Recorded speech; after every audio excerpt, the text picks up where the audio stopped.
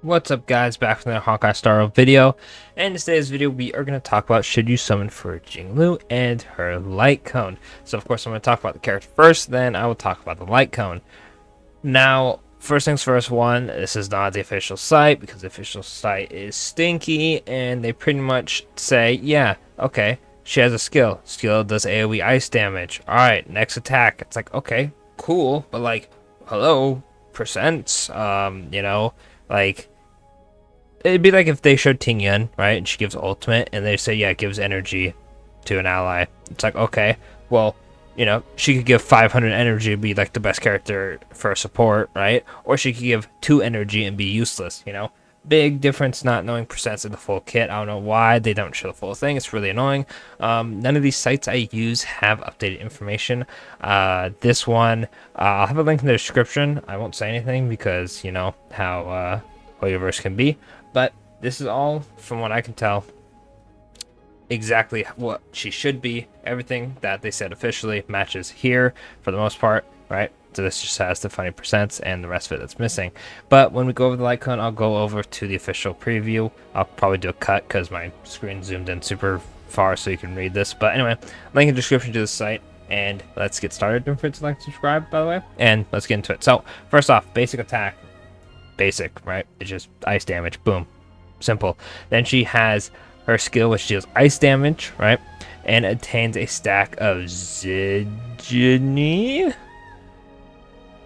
Yeah, that's a word I can pronounce. Yeah, anyway, she gets a stack of it. Sorry, I can't, pronounce it correctly. Part of me wants to stay Stygian because I play Monster Hunter and there's a monster called Stygian Zenogre. So whenever I see that word, my brain just goes, oh, Zenogre, Stygian Zenogre. So I'm probably going to call it that on accident. Anyway, whereas that she gains a stack, this is very important. Then on her ultimate, she deals ice damage equal to 30% of her attack on a single enemy. Then she deals ice damage equal to 150% of her attack to adjacent enemies. That means left and right. And this is based off of skill 10, right? You can slide it. So this is going to be like what E1, or sorry, E0 is going to look like. Then she also gains a stack of Zidgeny. There we go. And then we have a second skill. So if you're wondering where that comes in, get to it in a second. This one, it pretty much just deals more damage and is an AoE and consumes 1 stack, right? This ability does not consume skill points. Now you might be wondering, right? What's going on, right? She gains stacks on her skill, ultimate, and then she has a second blast. A second skill.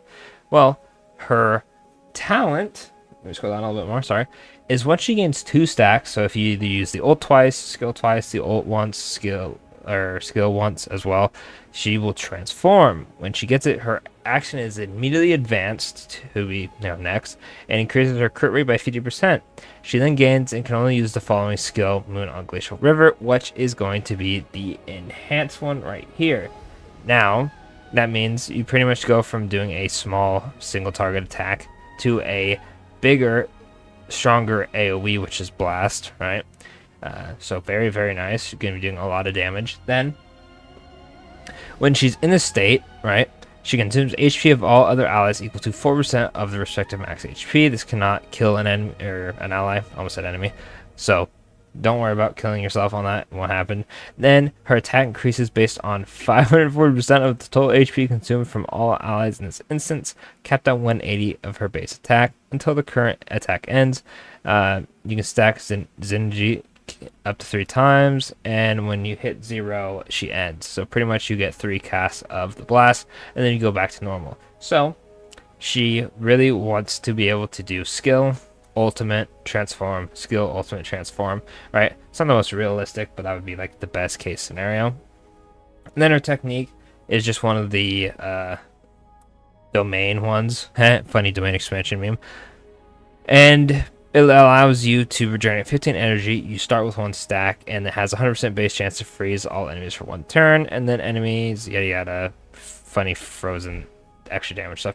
You would pretty much just use this for the ult, energy, and the stack. So very, very nice, right? Probably the technique you're going to be going into battle with. I also keep forgetting to scroll down a little bit more because my screen's zoom. Bleh, bleh. my screen is zoomed in. Let's get on to her traces now. So, first one is while in this transformed state, her ultimate damage is increased by 20%. Then, after using the Transcendent Flash, the next action will be advanced by 10%.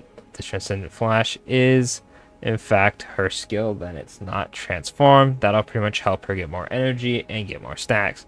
Then, on the last one, when she's transformed, she gets 35% effect res. This will help her not get stunned and then just be, useless for most of the fight just because you transformed and now you can't attack. Then this is, trace tree. Haha, funny. Now we're on to dupes. This is fun. So, her first dupe, when using her ultimate or enhanced skill, her crit damage increases by 24% for one turn. If only one enemy target is attacked, the damage originally intended for the adjacent targets will also be calculated against the current target, dealing ice damage equal to 100% of the damage to the adjacent targets will be received. Pretty broken, not gonna lie. Sounds very good. If you're going for her, you go for the E1. Then E2 is after using ult, increase the damage of the next enhanced skill by 80%. That one's also nice, but you don't need it. But the E1 is by far the one you want to go for. Then E3 is just ultimate and talent up. E4 as well in the transformed state. The attack obtained from consuming allies' HP is additional increased by 90% of the total HP that has been consumed. The cap for attack increase in this way is increased by 30%. Pretty much just, sorry, I forgot to scroll down. Pretty much just makes her, whatchamacallit, her part of her talent better in a sense. And then skill 5, or E5, is just skill and basic attack. Then E6 is when she transforms, she obtains 1 stack. While she's in the transformed state, her crit damage increases by 50%. I mean, this one's really good too, but it's also unrealistic to go for, I'll be honest with you. And then this is just recommended gear. So, pretty much how you want to play this unit, if you do go for her, is skill, ult, or skill, right? If you have Bronya, it'll help with that. Bronya is really, really, really good for her. You want to make sure that you have a healer on the team because you are consuming HP, right? So make sure you have that. And you're going to want to build her mostly crit damage and then a little bit of crit rate. So when she transforms, she's always critting. Kind of like Yanqing, but actually really good because once she has AoE and she should be doing way more damage. Now, let me cut ahead to the light cone real quick and then we'll answer the question of should you summon. Alright, we're back. So, light cone preview. This is her light cone. It looks beautiful, by the way. So, her light cone is very, very good. Increases the wearer's crit damage by 20%. When an ally gets attacked or loses HP, the wearer gains 1 stack of Eclipse, up to max of 3 stacks. Each stack of Eclipse increases the damage of the wearer's next attack by 14%. When 3 stacks are reached, additionally enables the attack to ignore 12% of the enemy's defense. This effect will be removed upon the wearer's next attack. Or sorry, when she uses an attack, same thing, right? So, crit damage, it's very good. Most destruction light cones do not boost crit damage. They're either attack or I think blades is HP, right? And when a target is attacked, which is pretty much going to be the enemy attacks, right? You're going to get this regardless, and then loses HP. This is really good for Jingliu. And if you're pairing her with Blade, which is not a bad option, that'll also work, right? And then you pretty much what you want to do is you want to have it to where you get 3 stacks, and then you use her transform skill, and it does a lot of damage. Then the other light cones on the banner are Memories of the Past, which is the break effect one. This one, I believe it's good for Bronya and Tingyun if you don't have anything better to get them ult faster.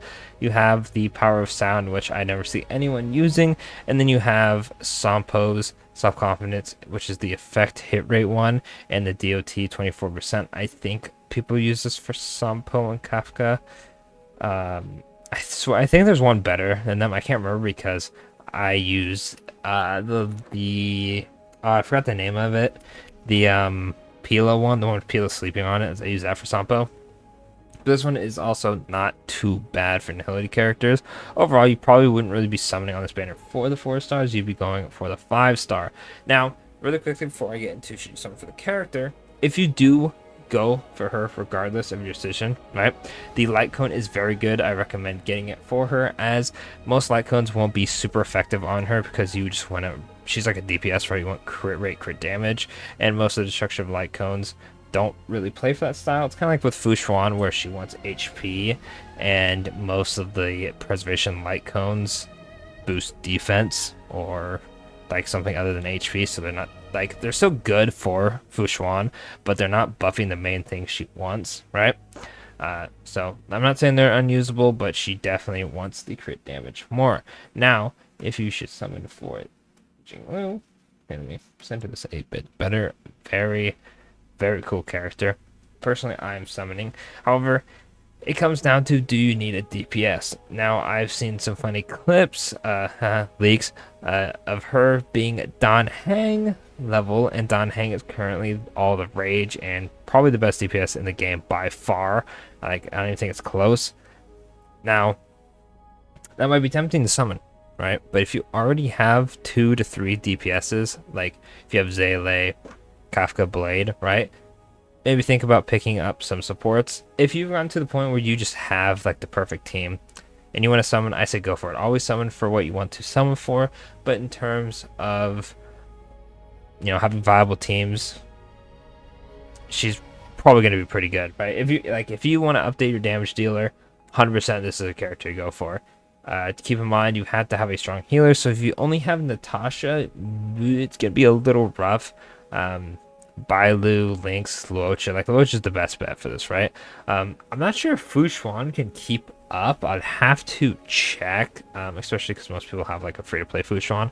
Mine is free-to-play, so I will be testing them together to see if Fu Xuan is enough. I haven't seen anybody leak-wise post that, funny enough. But regardless of that, she is an insanely good DPS. So if you want to update your DPS or you're missing out on one, definitely summon. She looks extremely good. If you already have your DPSs or you want to save, don't worry, you do not have to summon on this character. She is not a must-have like Luocha or Fu Xuan. Other than that, that'll be it for the video. Just to bring it up again, if you do go for her, try to grab her light cone. Don't go for her if you already have DPSs and you don't need more. Other than that, don't forget to like and subscribe. I've said that spiel already. And thanks for watching.